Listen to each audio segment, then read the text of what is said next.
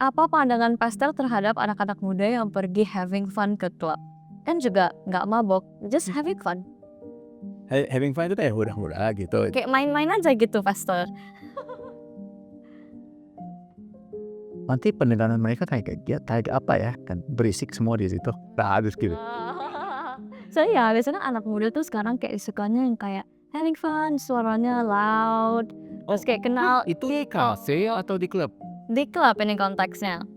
Misal kayak juga kan katanya kalau misal di klub bisa networking juga kan, Rifana. Tapi cuman networking doang ya? Iya, pokoknya nggak mabuk lah intinya gitu, pastor. Tapi minum. Tapi minum. Oke. Boleh saya jujur aja ya? Iya, jujur, Mas. Saya nggak pernah mabuk, minum aja nggak pernah Oh, sepanjang umur hidup. sepanjang hidup saya. Jadi gimana ya? Pandangan saya masih berlaku nggak? Oke, saya punya pandangan adalah fun is okay, but I don't even want to start something that if I take it to its final level, bahasa Indonesia ya. Saya nggak mau mulai sesuatu kalau saya teruskan nanti ujung-ujungnya nggak ada untungnya, ya kan? Itu kita cuma minum nggak mabuk. Itu batasnya di mana? Karena saya jarang sih lihat orang yang bisa minum tanpa akhirnya nanti satu hari dia kebablasan ya. Nah, And ya ada masalah pergaulan di situ, masalah keamanan waktu dia nyetir pulang. Dan jangan lupa ya kalau dia masih tinggal dengan orang tua, kebimbangan yang ada di hati orang tua kalau anaknya masih gak pulang pagi-pagi. Dan menurut saya kalau saya nggak hidup dugem ya, itu namanya dugem ya. iya, benar dukung. Saya kalau dugem juga bisa hidup saya bisa oke sih. Saya nggak butuh itu. Nah, kalau hari ini Anda bilang harus dugem supaya bisa networking, bisa sosial, bisa dapat peluang bisnis. Ya. Besok Anda juga bisa kasih tahu ya, saya harus swap juga untuk dapat bisnis. Karena ini kebiasaan. Dugem kebiasaan, swap kebiasaan. Jadi gimana ini kan berhenti ya? Ya. Itu pandangan saya. Nah, tapi kadang saya ngerti, misalnya saya punya partner atau tamu atau customer, bukan saya lah, tapi ada orang sedangkan di saya ya. Saya punya partner dari Jepang atau dari China, yang mana harus kita entertain begitu.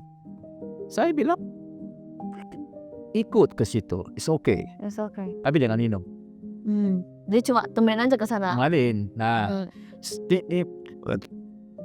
kalau Anda memang nggak mau minum tapi memaksakan diri Anda minum itu berarti apa sih? Anda sudah tidak punya kemampuan penguasaan diri. Lalu berarti Anda bisa jadi apa aja yang dibutuhkan oleh orang lain.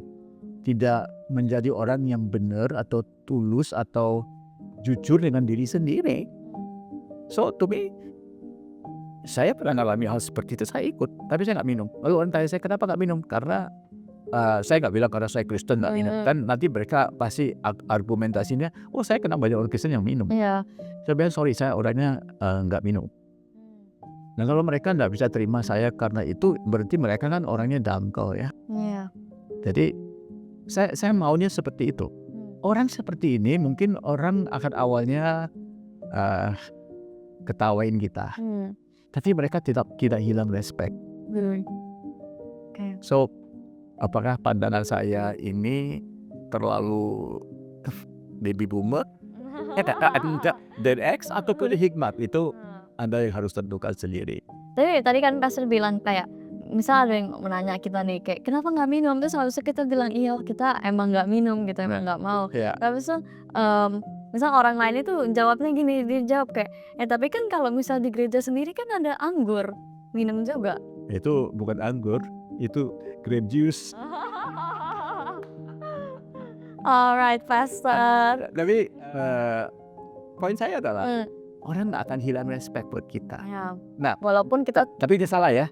Namun demikian, saya tidak bilang orang yang minum itu berdosa loh ya. Nah, cuma saya mau aman. Nah, dan saya mau supaya orang kalau lihat saya, wah ini orang kenapa nggak minum ya? Ya. Nah, dan pengalaman saya sendiri, orang jauh lebih respect siapa saya apabila saya ambil pendirian seperti itu. Betul. Tapi kalau Anda ambil pendirian begitu, pastikan konsisten ya. Ya. Nah,